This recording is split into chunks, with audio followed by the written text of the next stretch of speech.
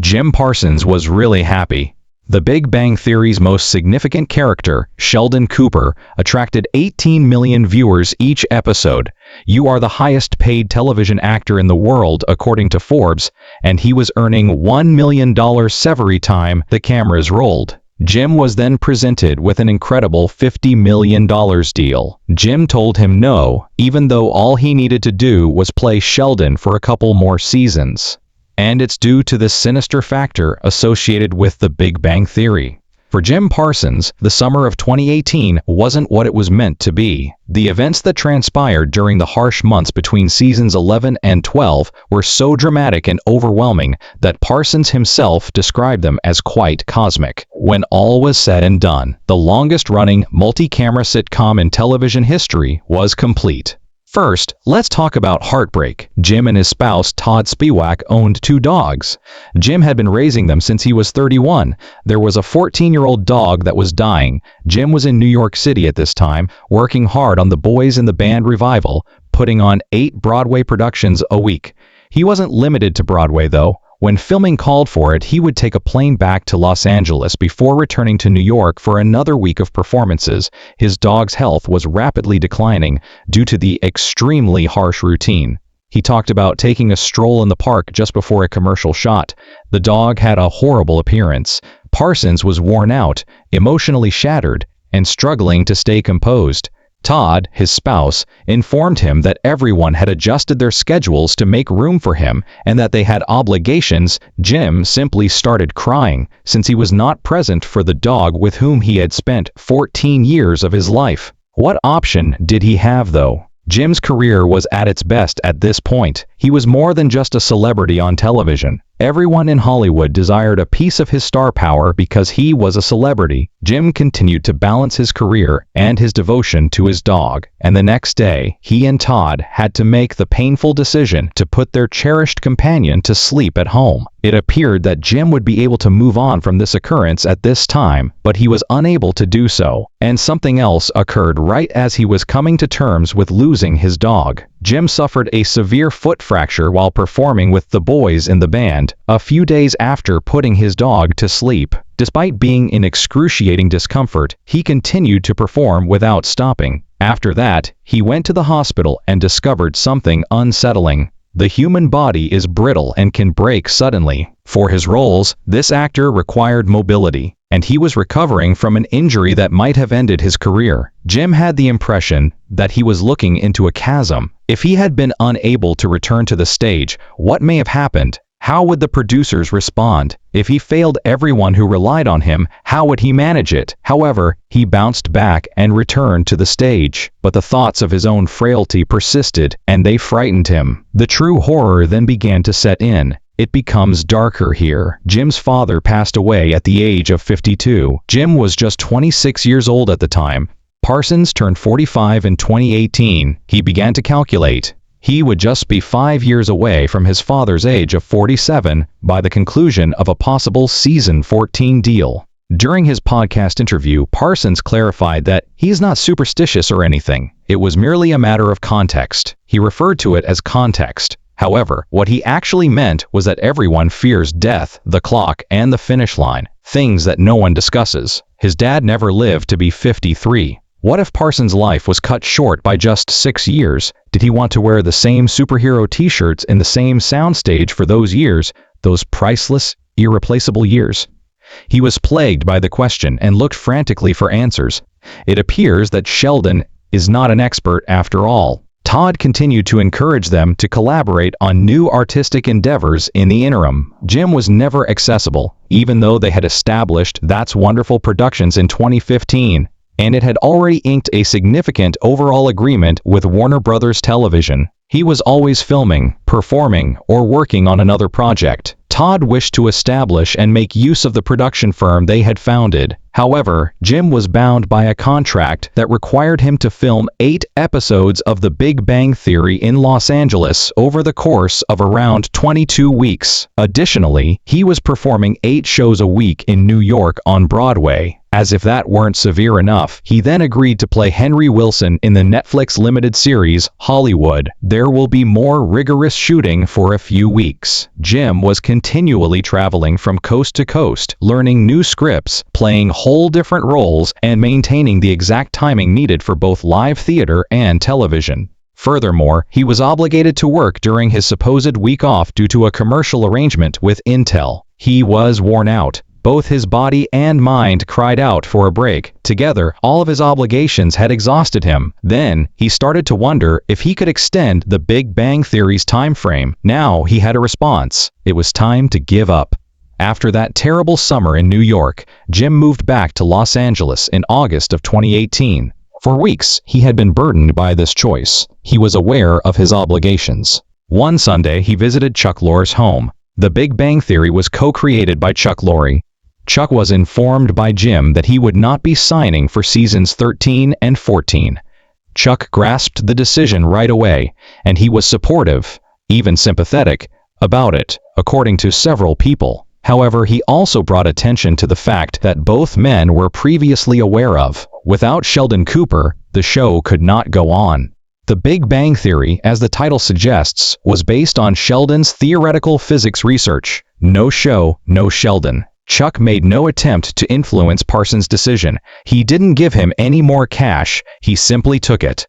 A table read: Johnny Galecki, Kay Cuoco, Simon Helberg, Kunal Nair, Mayim Bialik, and Melissa Roach. A few days later, Jim gathered the cast in his dressing room. He told them the same thing he told Chuck, the people he'd worked with for over 10 years, his television family. Everyone sobbed. Johnny Galecki later said that he felt caught off guard, not because of Jim's choice per se, but more because Jim approached the creators first, rather than consulting his fellow actors first. At that time, they were like a family. Jim ought to have visited them first. Perhaps if he had, he would have realized that Johnny was as exhausted. After all this time, Johnny was already doubting his ability to execute successfully. Even those who were initially offended by the choice came to the conclusion that Jim could have been the only one with the courage to speak up. On August 22, 2018, CBS and Warner Brothers announced that Season 12 of the longest-running multi-camera sitcom in television history would be the final one. Those were still huge, but not because of the ratings. The authors still had stories to tell, so it wasn't creative tiredness, rather it was the refusal of one of the show's key actors. Therefore, Jim's decision to leave the program wasn't based on a particular scene. A number of factors contributed to the scenes from The Big Bang Theory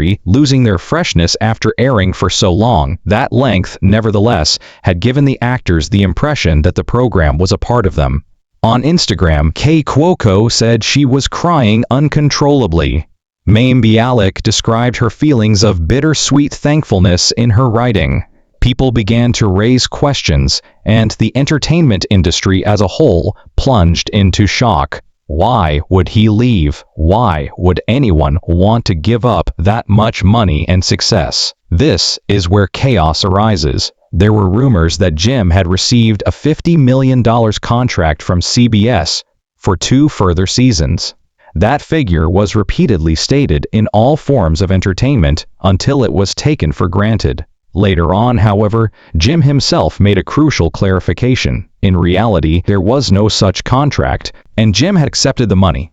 Would he have stayed if that level of money had been offered? For seasons 13 and 14, CBS was in the early stages of talks. If the transaction went through, the cast, especially the core 5, were projected to make about $50 million apiece, including profits. However, Jim made up his mind before any official contracts were ever drafted. Sheldon Cooper's quest was over by the end of season 12. He had been awarded the Nobel Prize. Amy Farrah Fowler was his wife. From the stiff, socially awkward genius, he had softened into a person capable of true love and companionship.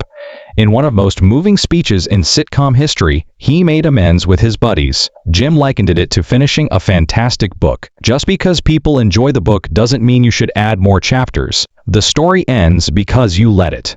So he did. After taking a look around, he made the decision to go. He did it in style, though. 18.5 million people watched The Big Bang Theory's 2-hour conclusion live. In the days that followed, millions more streamed it. It turned into one of the most popular scripted endings of the previous 10 years.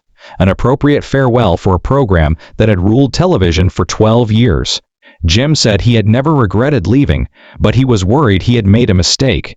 Is he being truthful, in your opinion? Jim Parsons was a theater kid from Texas before he became the highest-paid actor on television.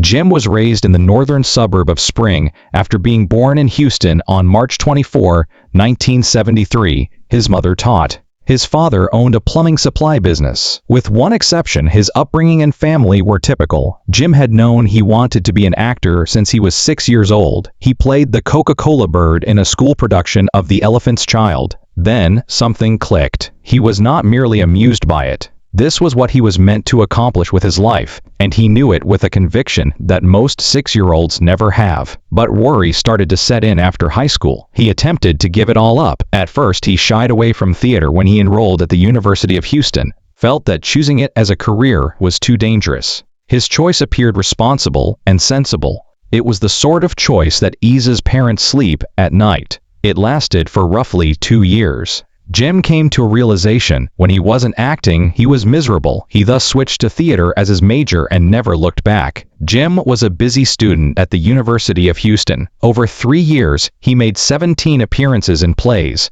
Before it closed in 2007, Infernal Bridegroom Productions, a theater company he co-founded, presented dozens of productions. He started giving regular performances at Houston Stage's Repertory Theater.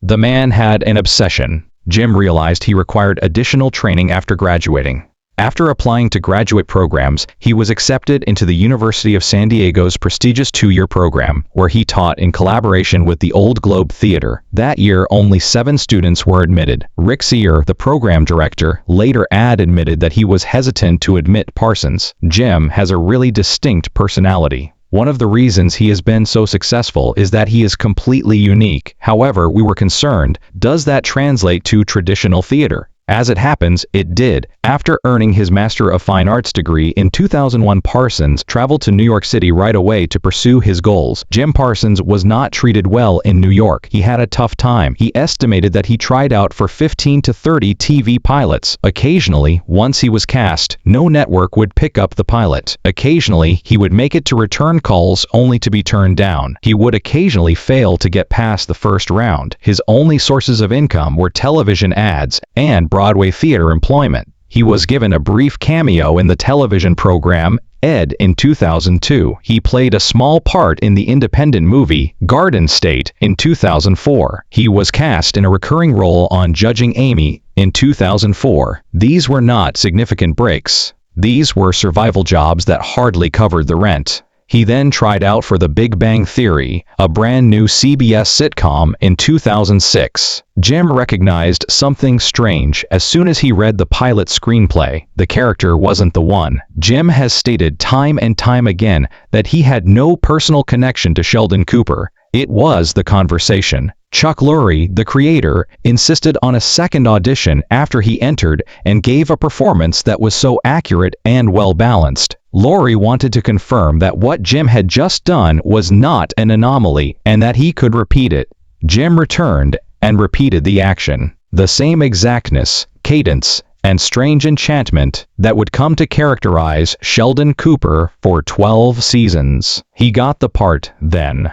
The Big Bang Theory received mixed reviews when it debuted on September 24, 2007. Audiences adored this sitcom about socially awkward physicists, but critics weren't sure what to think of it. With more over 12 million viewers per episode by season 3, it was CBS's best-watched program. Jim was also gathering prizes in the same way that people gather coffee mugs. In 2010, 2011, 2013, and 2014, he took home the Primetime Emmy Award for Outstanding Lead Actor in a Comedy Series. In 2011, he was awarded a Golden Globe. He received Emmy nominations each year between 2009 and 2014. His dominance was mirrored in his pay. He and co-stars Kay Cuoco and Johnny Galecki signed contracts in 2010 that guaranteed them $200,000 every episode.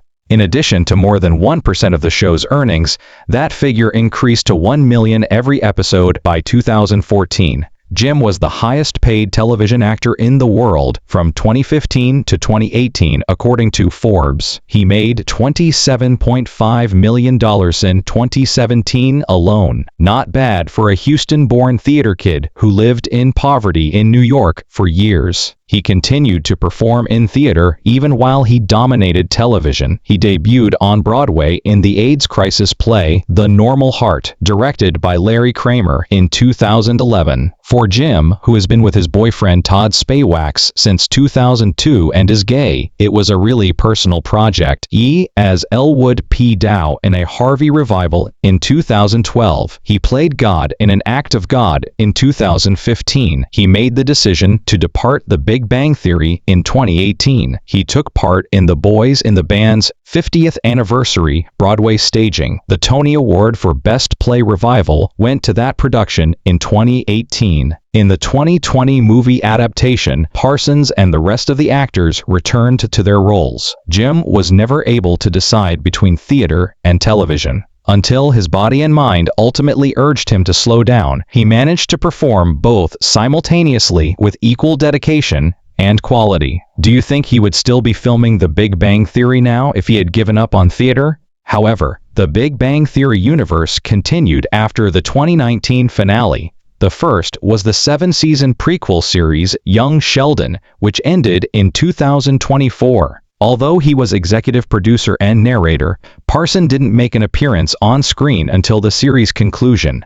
Then came the first marriage between Georgie and Mandy, which is now a CBS spin-off. However, everyone's main concern is Stewart fails to save the universe, the most recent spin-off. This show is crazy. The first Big Bang Theory spin-off that isn't a prequel is presently in production at HBO Max. It takes place in the present and centers on Kevin Sussman's character, Stuart Bloom, a comic book store owner who is always unfortunate. The official description states that Stuart unintentionally triggers a multiverse Armageddon by breaking a device that Sheldon and Leonard created. Along the journey, he will come across other world versions of Big Bang Theory characters as he attempts to restore reality. Lauren Lapkus is back in the show as Denise Stewart's girlfriend. John Ross Bowie returns as Barry Kripke, and Brian Posehn reprises his role as geologist Bert Kibler. Furthermore, Sheldon and Leonard's device is mentioned explicitly in the concept, indicating that they play a key role in the story. Will Jim Parsons make an appearance? Parsons has been explicit about his stance in a number of recent interviews. He will not be. However, is this a marketing ploy to surprise people? Jim isn't making it impossible for him to come back.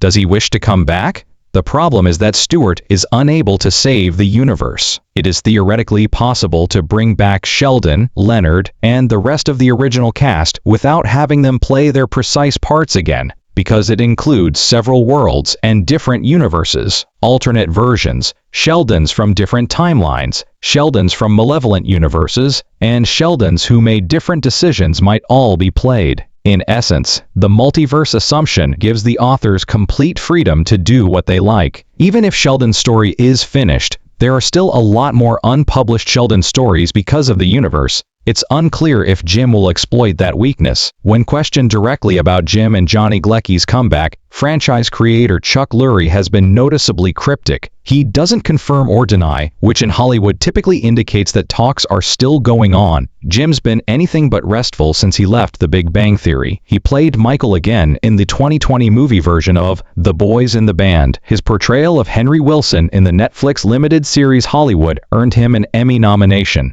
Spoiler alert! A romantic drama about a relationship impacted by terminal cancer, featuring him in 2022. Parsons' devastating and emotional performance garnered the picture a lot of critical acclaim. Parsons also made a comeback to Broadway in 2024, appearing in Mother Play in Our Town performances. For Mother Play, he was nominated for a Tony Award for Best Featured Actor in a Play. In order to stay connected to Sheldon Cooper without having to don the superhero t-shirts, he has also continued to serve as executive producer and narrator for the Big Bang Theory franchise. Sheldon Cooper fans want to see him again. The figure is recognizable. A generation of television humor was characterized by Parsons' performance. Bazinga became part of the cultural vocabulary. The couch became a hallowed place for Sheldon. But will it be worthwhile to bring Sheldon back?